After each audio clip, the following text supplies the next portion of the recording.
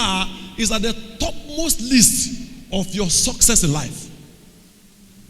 The topmost. If you are a student of success, and I am, the greatest key to success is self-image. The greatest. Everything rises and falls at the level of your thought, of your perception of who you are. So if you don't get who you are right, you'll be cheated. You must know who you are. Like I said from the beginning, you know what you are born to do. Know what you're born, know who you are. I said the Son of God is the God of this world. I said Satan is not the God of this world. The Son of God is the God of this world. The first Son of God was the God of this world. Satan took it from him. Jesus came and he said, if thou be the Son of God, command. Because he knows the Son of God has the power to command. He's the God of this world. He rules. He's the king. That's what the Son of God is. The Son of God is the person that images his Father. The image. He brings out the image. All the invisible qualities that you cannot see is expressed through the Son of God. Are you following me? He's the God of this world. He's God in the physical. He is God I see. The Son of God is a minister. He is the representation. Minister is somebody who give me, let me give them. Give me, let me give them. That's a minister. He takes from God and gives them. He is not looking for blessing. He's the blessing. He's not looking for prosperity. He's the prosperity. The Son of God that they told, you are the light of the world. If you enter there, they will see. If you don't come, they will be in darkness.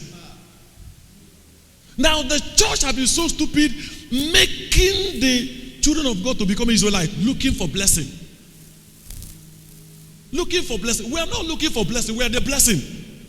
When you know that you are the ark, you know once the ark moves, Israel moves. Wherever the ark is, there will be pillar, of light in the night, pillar of cloud in the day to protect Israel. The ark is the protection of Israel.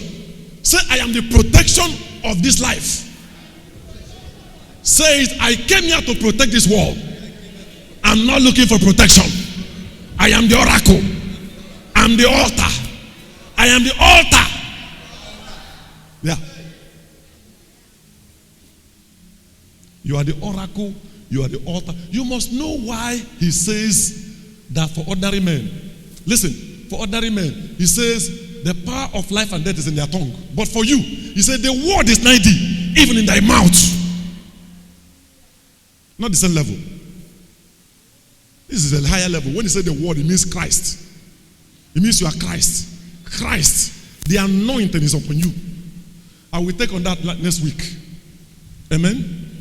But here I'm dealing with today, you are the living, moving ark. You are not the Israelites, you are the temple. Come on. I want this thing to enter your bones. Say with me, I am the living, moving ark. I am not the Israelites. I am the temple. I am the temple. I am the temple. The living God lives in me, not outside of me. God is in me, not outside of me. Very important. Very important. So we're not talking about holiness. As I said, be you holy because I'm holy. It's not do holy. He said be. He's talking about being. Accept who you are. Yes, be means accept who you are. Why? In the Old Testament we have to do to get. In the New Testament it is done. So we have to accept to manifest. Accepting what Christ did for you is called faith. Simple thing. Accepting what Christ did for you is called faith. Without accepting what Christ did for you, you can't please God. So your job is to find out, what did he do for me? That's what we pray in prayer. We go to find out what he did for us and we give it back to him. What he did for us. Because once Christ owns us, we own all things. Are you following me? Once he owns us, we own all things. No struggle. No. Go back again to 1 Corinthians chapter 3, and then That scripture have to be grounded into you. We are not looking for promises. No, we are not promises people. We are inheritance. Everything is given to us. Christ paid the price. Hello. All we need to do every day is to find out what he kept for us. What did he keep? That's why you're going to church. Find out who he is. Find out who you are. Find out what you can do. Find out what your assignments are. Your missions on earth. You're not going to church to look for blessing. No. The pastor should teach you to grow, to come to the full stature of Christ. That's Ephesians chapter 4, beginning from verse 10 or 11 to 13. That's the job of a pastor. To keep teaching you to come to the full stature of Christ in your mind, not in your spirit. In your spirit, you're already in that stature. You don't grow in your spirit, you're already in full stature. But to be growing in your mind. Shout hallelujah. What makes the house? But you need to understand, I am not the Israelite. In the shadows, say it, in the shadows. I'm not the Israelite. I am the temple. So if you want to go and study who you are in the Bible, in the Old Testament, study the temple. Don't go and be studying Israelites and be studying prophets. Learn what they say about Christ, who is the real temple, the first temple and the first ark. All of us are like him. All of us are what? We are co-heirs with him. So whatever he is, we are. Whatever he has, we have. That's what co-heir means. Whatever he owns, we own. Jesus is the temple. He is the ark. And so we're the temple, we're the ark. He's anointed. And so we're anointed. Amen? With the same anointing. With what? I'll be showing you. Nobody has a greater anointing in the body of Christ. Nobody. Nobody has a greater anointing. Nobody. What people have is faith and office. And that faith means they have exercised their faith. They are exercising their faith every day. So the more you exercise it, the more it flows. And they have a particular office. Like me now, I'm a pastor. You may be a businessman, you may not be a pastor. I'm called to do this. So it's an office. Are you following me? It's a calling. It's not because I am more anointed than you. Nobody's more anointed than you. That's why you say believers should raise the dead. Who should raise the dead? Not bishops. Not bishops. So if believer will raise the dead, what else are you talking about? What else can anybody do that you cannot do? Mark chapter 16, beginning from verse 17 to 20. And he said to them, go into the world and preach the gospel. He that believeth and is baptized shall be saved. This sign shall follow them that believe. They shall speak in new tongues. They shall raise the dead. Believers. Mark 16 from verse 15 to 20. The Lord followed them, confirming the word preached with signs and wonder. God called apostles separate to become powerful people. Philip, who is a believer, nothing, took off and started disappearing. I said he was disappearing. Bam, the guy adore. Bam, the guy snatched the bag. Bam, the guy adore. Why? Somebody told him who he is. You don't come and receive. You are the bank. Receive what? You came here for me to tell you who you are. You are the bank of God. God stores his grace in you.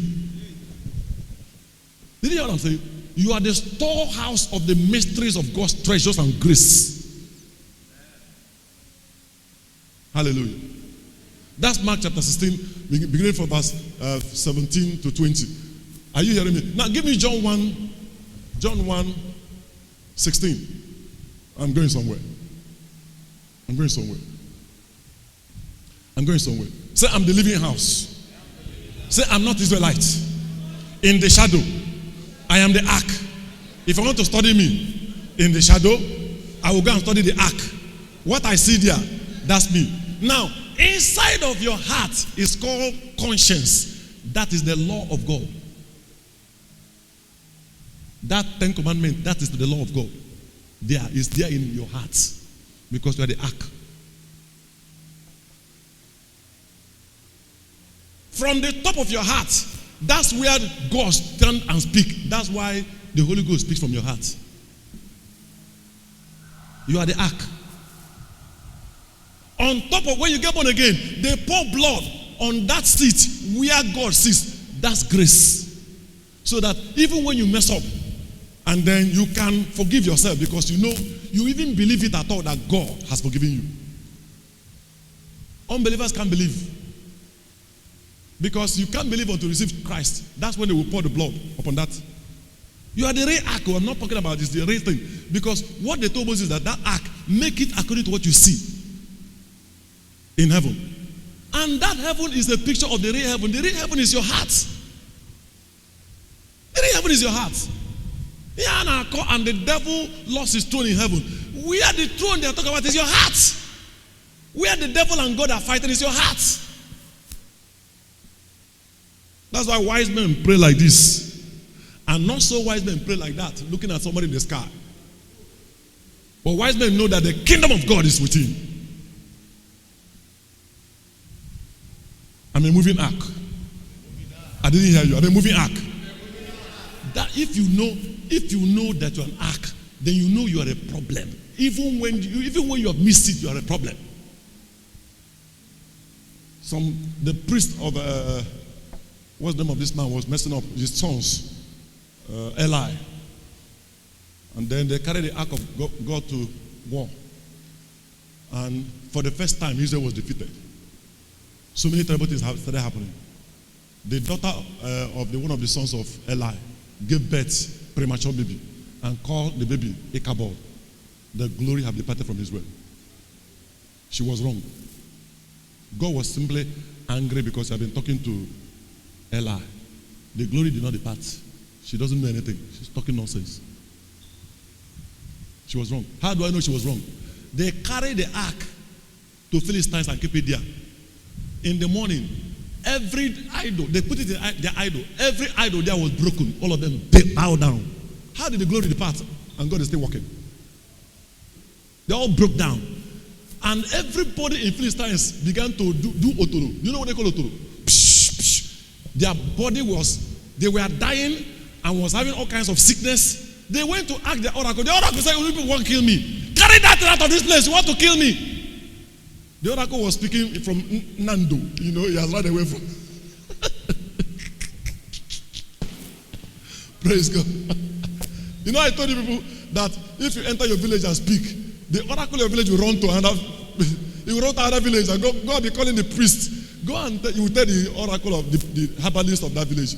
Go and tell your brother in what's that your name? Idato. Tell him that I am here. These people don't want me to talk. I have come and be offering my sacrifice. He won't come again until you leave.